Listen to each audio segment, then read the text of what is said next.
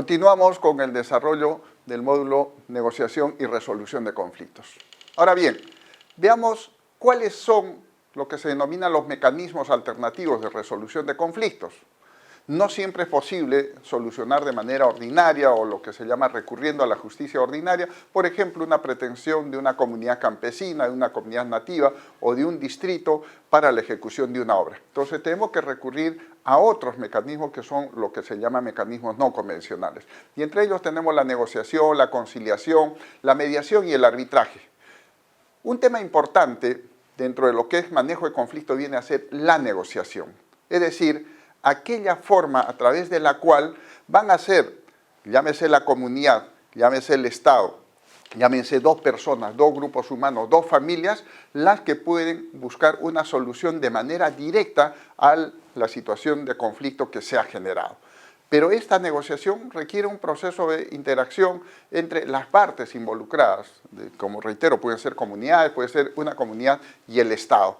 Y para ello tenemos que buscar un método secuenciado propiamente de abordar los problemas. Algunos elementos básicos de la negociación. Primero, la comunicación.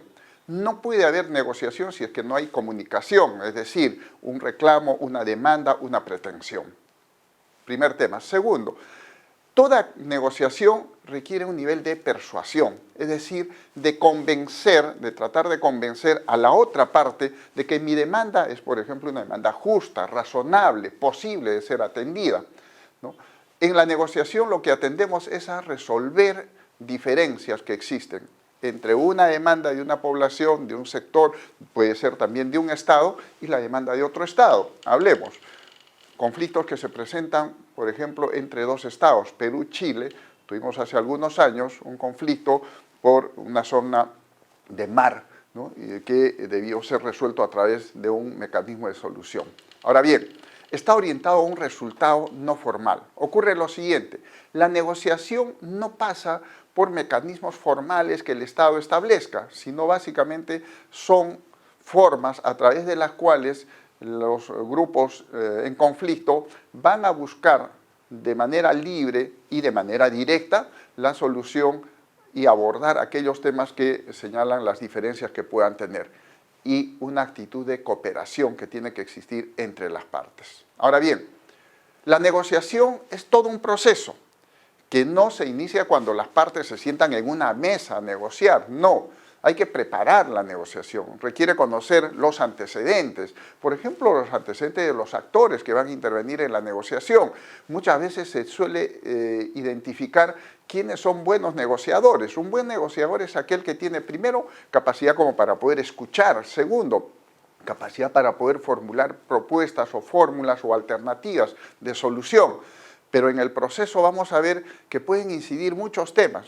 El lugar de la reunión, desde el color del ambiente puede ayudarnos, por ejemplo, a tener un ambiente más tranquilo, más sosegado. El espacio, las horas, por ejemplo. Es distinto negociar en la mañana que en la noche. En la mañana, de repente, nuestro entusiasmo es distinto al de la noche. Entonces, ahí tenemos que entender los temas. Ahora bien, un tema importante en toda negociación es que cuando comenzamos a afrontar los problemas, tenemos normalmente diferencias entre las personas. Y allí se dice, por ejemplo, hay que romper el hielo. ¿Qué significa romper el hielo?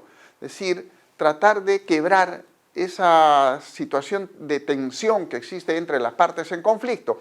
Y para ello podemos recurrir a recordar, por ejemplo, algún hecho anecdótico, histórico, o a demostrarles que tenemos disposición a entendernos con la parte que tenemos al frente. Un segundo tema importante en negociación es no cruces la línea roja. ¿Qué significa no cruzar la línea roja? Por ejemplo, nunca haga propuestas deshonestas.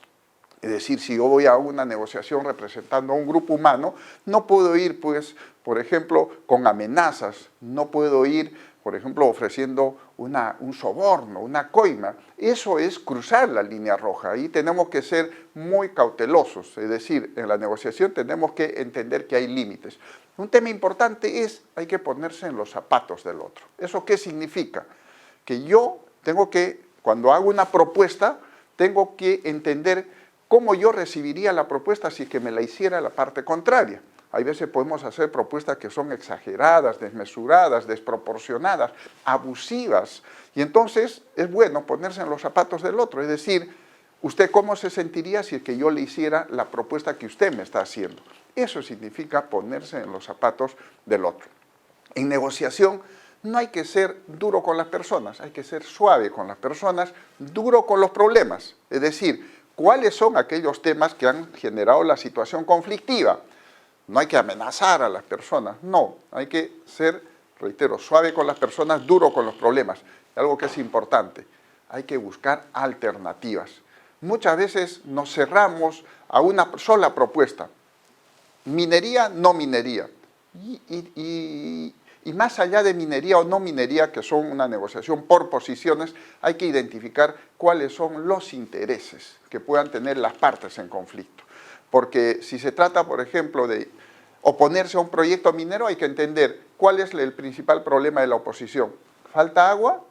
Agua se puede obtener de diversas fuentes, ¿no? Hay maneras de que la actividad minera sea compatible con el desarrollo, por ejemplo, de la actividad agrícola. Sí es posible. Entonces, importante entender que la negociación puede y debe estar basada en intereses.